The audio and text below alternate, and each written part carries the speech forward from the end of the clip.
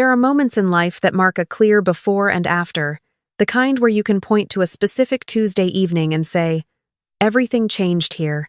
I didn't recognize mine when it was happening. I was too busy being grateful." My son had just called to tell me that his wife was pregnant. I was standing in my kitchen, still in my garden gloves, dirt under my fingernails, and I started crying before he even finished the sentence. Happy tears, the real kind, the kind that ambush you. I told him I loved him. I told him this was the best news I'd heard in years. I meant every word. That was on a Thursday. By Saturday, his wife had called me separately, alone, to begin explaining the conditions under which I would be permitted to be part of that child's life. I want to tell you the full story, not the version where I am simply a wronged woman and she is simply a villain, because that version isn't quite true and I've lived long enough to distrust stories with clean edges. But I also want to be honest about what she actually did and what it cost me, because that deserves to be said plainly too. My son was 31 when he married her. I had been raising him alone since his father passed 9 years before a heart attack. Sudden, the week after my son graduated college, we had leaned on each other through that grief in ways I understood were complicated only much later. He was my closest person. I was his. That was simply the truth of us. And I didn't think of it as a problem until someone else decided it was. She came into the picture when he was 29. He brought her home for Easter, and I remember thinking she was the kind of woman who had worked very hard to become exactly who she was: polished, composed, careful with her words in a way that read as thoughtful but occasionally felt like strategy. She was beautiful. She was smart. When she complimented my cooking, I believed her. When she asked about my late husband's photographs on the mantel, she listened to my answers with what seemed like genuine attention. I liked her. I told my son I liked her, and I meant it in the way you mean things before you have reason not to. The wedding was small at her request, 40 people. A venue she'd chosen, flowers she'd specified. I hosted the rehearsal dinner at my house. I spent the better part of 3 weeks getting everything right. The tablecloths I'd ironed twice. The centerpieces I'd rebuilt from scratch after deciding the first version was wrong. The menu I'd reworked around her dietary preferences, which I'd made a point of learning. She thanked me that evening with a warmth that seemed real, and I went to bed thinking, "This is going to be fine. More than fine. I am going to love this woman the way I would have loved a daughter." The first cancellation came 6 weeks after they returned from their honeymoon. My son and I had a standing Sunday dinner, something we'd kept for years, through his 20s, through moves and jobs and the ordinary drift of adult life. After the wedding, I'd extended it to include her naturally, without making it a formal thing, the way you absorb a new person into old rhythms. She came to the first 2, then she stopped coming, which I understood: her own family, her own preferences, her own life that didn't need to revolve around mine. What I didn't anticipate was that she would stop coming and eventually my son would too. The first canceled Sunday, he gave me a reason. The second time, a different reason. The third and fourth times, he simply said they had plans, and something in the brevity of it made me decide not to ask follow-up questions. I told myself this was normal. Newlyweds needed their own world. I had read the parenting books that told you to step back when your children built new families, and I had agreed with them, and now I was trying to actually do it, which was harder than agreeing with it in theory had been. I adjusted. I moved the standing dinner to Saturday and told him it was flexible, no pressure, come when you can. I stopped mentioning it if he hadn't brought it up by Thursday. I made myself available without making myself a presence he had to manage. I thought I was doing exactly the right thing. What I didn't know, what I had no way of knowing, was what was being said about me when I wasn't there.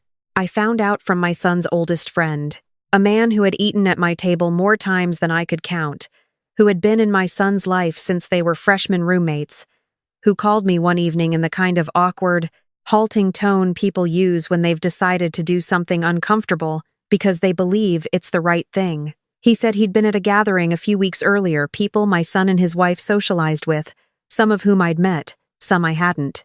And at this gathering, my daughter-in-law had told people that I had said something at the wedding, something about her weight, that I had leaned toward my son during the reception and said something to the effect that he'd married a woman who was going to let herself go. I had never said anything like that, not a version of it. Not anything that could have been heard wrong or remembered sideways. I had never once, in private, in my own head, in any context, made a critical remark about my daughter-in-law's body. The idea was so foreign to me that for a moment I couldn't even fully process what I was hearing. Then the processing arrived all at once, and I sat down on my kitchen floor because I needed to be closer to the ground. Because I understood what I was hearing. Not just the lie itself, but the architecture of it, who she'd told it to, where she'd told it, the fact that these were people who would cycle back to my son. This wasn't venting. This wasn't a misremembered comment. This was a story being placed, carefully, in the right rooms. I didn't call my son that night. I needed time. I could not have explained precisely why I needed. I sat at my kitchen table for a long time, going back through every interaction I'd had with her, every dinner, every phone call, every holiday, looking for the thing I must have missed. The moment where I'd done something that gave her a reason. I went over it until I was exhausted and found nothing I could honestly call an offense. And then I went over it again because I am the kind of person who suspects herself first and loudest. What that careful accounting forced me to see was this. I had been watchful around her from early on. Not suspicious, watchful. I had sensed, without naming it, that her warmth toward me had a ceiling, that our relationship existed within limits she had set before I'd had a chance to show her who I was. And rather than sitting down with her and saying something honest, I want us to be close, I want you to know you can trust me, I had simply tried to take up less space and wait for her to relax on her own timetable. That hadn't been cowardice, exactly. It had been respect for her pace, but I could see, sitting there at midnight with cold coffee and a sick feeling in my stomach, that my silence might have looked to her like something else, like indifference, like the particular coolness of a woman who has already made up her mind about you. I didn't excuse what she'd done, but I tried to be honest about what I might have contributed to the distance between us. It was the only honest thing I could do with a night like that. I called my son the next morning. I told him what I'd heard, as calmly as I could manage. I told him I had never said it, that it wasn't a distortion of something real. It was simply not true, and that I was hurt and frightened by the idea that this had been circulating without my knowledge. The silence that followed was long enough that I checked the phone to make sure we were still connected. He said he had heard something like it. Not from her directly, he was careful to say, but something had been suggested to him. He hadn't asked me because he hadn't wanted to cause a conflict. He'd been trying to figure out what to do with it. I asked him whether he had believed it. He was quiet for what felt like a very long time.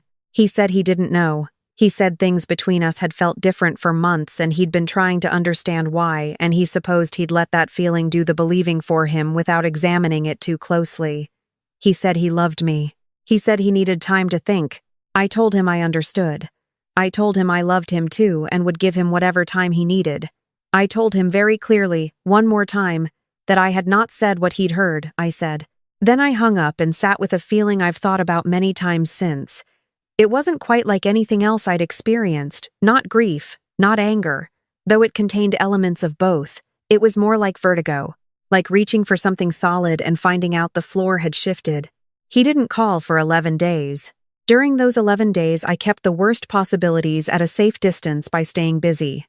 I gardened until my back protested. I reorganized closets that didn't need reorganizing. I had dinner with my sister, who listened to everything I told her, and then said, with the particular practicality that has always been both her best quality and her most maddening one, that I had probably held on too tightly for too long, and that some women specifically sought out men with that kind of mother-son closeness in order to sever it. I said I didn't believe it was that simple. She said she didn't either, not entirely, but she thought I should ask myself whether my son's happiness in his marriage was worth more to me than being right. I told her those didn't have to be the only two options. She looked at me the way she's looked at me my whole life, like she loves me, and also, like she is waiting for me to catch up to something she figured out before I did. When my son called on the 11th day, his voice was warmer but scripted in a way I recognized from when he was young and had rehearsed something he needed to say. He told me that he and his wife had talked, that she'd denied saying what I described, or rather, that she'd said something had been distorted in the retelling, that he wanted everyone to move forward. He used that phrase twice, move forward. He said he believed we could get past this if everyone was willing to give each other more grace. I asked if she would speak with me. He said she wasn't ready for that. I asked what moving forward looked like when one of the people involved wouldn't have a conversation. He said it looked like more space and less history. Less keeping track. More space. As though I had been crowding them. As though the space I'd already been quietly creating, the standing dinners I'd stopped counting on, the holidays I'd spent alone without complaint, the phone calls I'd carefully rationed had been insufficient. As though I had been pushing my way in rather than gradually accepting being pushed out. I said, "I love you. And I will always be here. But I need you to know, clearly, that the story going around about me isn't true." He said he heard me. I have thought many times since about what hearing means versus believing. The months that followed were the loneliest I'd known since the year my husband died. I kept my word, gave them wide, generous space, asked nothing, imposed nothing. When Thanksgiving came and they announced they were going to her family, I said that sounded lovely. I made a small dinner with my sister and sat at my own table and felt the particular texture of a future that was taking shape without me in it, the way I'd hoped to be. What kept me from giving in to that picture entirely was something my husband used to say. He was a man who believed that most behavior, even the behavior that hurt you, had a root you could understand if you were patient enough and honest enough to look for it. Not that understanding it excused it, but that understanding it changed what you could do with it. I tried to look for the root. I knew almost nothing about her childhood. She'd deflected every gentle question about it so smoothly I hadn't noticed, in the early days, that I'd learned essentially nothing. I knew her mother was present but not close. Her father wasn't in the picture at all. There had been, I gathered from the occasional vague reference, some significant instability when she was young. She had built herself into the composed, careful woman I'd met at Easter through what I imagined was an enormous amount of work, and the composure had become so complete that I sometimes forgot it was constructed. People who build themselves like that from the ground up often develop a specific terror of being dismantled. They learn early that love comes with conditions, that closeness creates exposure, that letting someone in means giving them something to eventually use against you. They don't do this consciously. They do it because it kept them safe once, and the nervous system doesn't forget lessons like that. That wasn't an excuse for lying about me. I want to be honest with you about that. What she'd done had cost me real things, months of my son's trust, months of my own certainty about what was real, months of a relationship I had valued and protected. She had never fully owned it. What she'd offered was not an apology but a reframing, and those are not the same thing. But it explained the shape of it, the specific weapon she'd chosen. My words, my reputation, the story people would tell about me in rooms I wasn't in, made a particular kind of sense for someone who'd learned that narratives were the only currency that lasted. Understanding that didn't heal the hurt, but it made it something I could hold without being consumed by it. The pregnancy dinner was on a Saturday in March. My son had called me several days earlier, said he had something to tell me and wanted to do it in person. I came and she was already showing 14 weeks, they said, due in October. My son's face was the happiness of a man who has gotten the thing he wanted most. I felt my own face do several things at once that I hoped I was keeping mostly private. Joy for him that was immediate and real, and underneath it a low, steady fear about what this new chapter would mean for my place in their lives. She sat across from me and was pleasant, careful, the same composed warmth from the wedding rehearsal dinner 3 years earlier. She passed me bread. She asked about my tomatoes. She accepted my congratulations with a graciousness that showed me nothing. I cried a little when my son described the ultrasound. I apologized for it, laughing at myself. She watched me cry, and I saw something move across her face, not warmth exactly, but not the lockdown composure either. Something in between. A crack in a wall she might not have been aware she was maintaining. 2 days later, she called me alone. I braced for it. She said she wanted to discuss the expectations around the pregnancy and the baby. She had a list. No unannounced visits. Hospital room kept to immediate family for the first full day. No posting photographs without explicit permission. No unsolicited advice about any aspect of infant care feeding choices, sleep methods, medical decisions. No purchasing significant items without checking first. Each item, individually, was reasonable. Together, in that voice, They landed like a series of small doors being shut with great precision. I said I understood and would respect all of it. Then I asked if I could say one thing. She said yes. I said, I need to ask you directly about what was said about me at that gathering. About the wedding. The silence was different from my son's silences. His were searching. Hers was controlled in a way that told me she'd known this question was coming eventually and had decided how she was going to answer it. She said she had shared with friends that I had made comments that bothered her, that it may have been passed along in ways she hadn't intended. I said, I never made any comment about your appearance. Not once. She said, we may remember that time differently. I understood then that an apology was not available, that the closest she could come, in that moment in her life, was this acknowledgement that something had been said, that words travel in ways you don't always control. It wasn't what I wanted, but I heard something underneath it I decided to receive as the beginning of something rather than the closing of a case. I said, I want to be a grandmother your child can depend on. I'd like the chance to show you what that looks like. Can we talk about what you actually need from me? A pause. Then, I'd like that. If we keep things clear, I said. Tell me what clear looks like to you. We talked for another 40 minutes. It was precise and uncomfortable, and occasionally felt like negotiating across a table with someone who had prepared for adversarial proceedings. But by the end of it, I had something I hadn't had before. An actual picture of her. Not the polished version she presented to rooms, but the woman underneath, the one who had grown up learning that every offered hand eventually reached for something in return, who had built her life around the principle that you controlled your world tightly enough that no one could destabilize it, who was terrified. I understood now, not of me specifically, but of what I represented, someone with prior claim on the person she loved most, someone whose love for her husband predated her by 30 years, someone she didn't know how to trust yet, and perhaps didn't know how to trust at all. None of that excused what she had done. I have never stopped believing that. But it explained why the weapon had been what it was, and why the walls were where they were. My granddaughter was born on a Tuesday in October. My son called me at 4 a.m. from the hospital, and his voice contained every version of him I had ever known simultaneously. I told him I loved him more than he would ever fully understand. He said he'd call me when I could come. He called at noon. He said, come now. She was in the bed when I arrived, looking stripped down to something essential in the way new mothers do, all the performance gone, just a woman and her exhaustion and this small new creature she was learning to hold. She looked at me when I walked in and she didn't fully smile, but she shifted the baby slightly, turned her toward me, gave me the angle to see her face. Such a small thing, such an enormous thing. I held my granddaughter and understood in my body, rather than just my mind, what people mean when they say some experiences rearrange you. I looked at that face and I thought, I will learn whatever I need to learn. I will be patient in ways I haven't been patient. I will show up in whatever form is asked of me, because this child is going to know her grandmother. The months since have not been frictionless.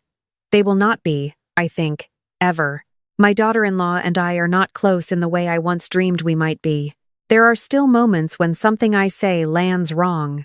Still holidays divided in ways that sting. Still evenings when I hang up the phone and sit alone with a feeling I recognize now as grief. Grief for the relationship I had pictured before reality replaced the picture. But last spring, she called me in the middle of a Thursday afternoon, her voice different from any version I'd heard before. My granddaughter had a fever that wasn't responding normally, and she couldn't reach her own mother, and she sounded for the first time since I'd known her simply uncertain, simply scared. She asked what I would do. I talked her through it. Quietly, without making it a moment, without letting myself feel the significance of it until after we'd hung up. And at the end, she said thank you in a voice that had no composure in it at all. Just a tired young mother accepting help. I've thought about that call more than I've thought about almost anything. My son came by alone last week, a Tuesday morning, and we drank coffee in my kitchen the way we used to. And he said something I haven't stopped turning over. He said he knew the last several years had not been what I'd hoped. He said he hadn't handled things well. He said he should have come to me directly instead of going quiet and waiting for things to resolve on their own. I told him I could have been better too. That I'd been absorbing hurt and adjusting silently instead of saying when something had actually wounded me. That I'd been performing okay longer than okay was actually true, and that probably hadn't helped any of us. He said, "We both do that, don't we? Just absorb things." I said, "Your father did it too. You come by it honestly." He laughed. The laugh that hasn't changed since he was 4. The one I will hear in my head for the rest of my life. I have thought a lot about what it means to love someone's child. To really love them, not the idea of being a mother-in-law, not the version where everyone gathers at your table and is grateful and warm, but the actual work of staying present to people who are doing their own difficult business of becoming who they are. She is doing that work. My son is doing it. I am doing it, more slowly than I'd like. There are things she did that I will not pretend didn't happen. The lie that moved through rooms without me. The months of my son's uncertainty that followed. The hours I spent rebuilding a foundation I hadn't known was being quietly undermined. Those things were real, and they cost real things, and they deserved better than the half acknowledgement I received. And also, she turned the baby toward me when I walked in. She called me on a Thursday when she was scared. She texted me last Saturday unprompted, no occasion a photograph of my granddaughter pulling herself up on the coffee table edge, wobbling, laughing at her own boldness, and the caption just said, "She figured it out." I wrote back, "She always was going to." 3 dots. Then, yeah, she was. That was all. That was the whole thing. It was, I think, the most honest we have ever been with each other. I am still learning the shape of this. The shape of loving people imperfectly, of being loved imperfectly back, of showing up to a relationship that will never be the one I pictured because the one I pictured was something I'd built alone. This one is something we're building together, slowly, with all our sharp edges still present, and all our locked rooms still only partly open. But my granddaughter is going to know her grandmother was there, not because the path was easy or the welcome was warm or the story went the way I once would have written it, because I kept showing up anyway. And in the end, I think that's the only story that matters.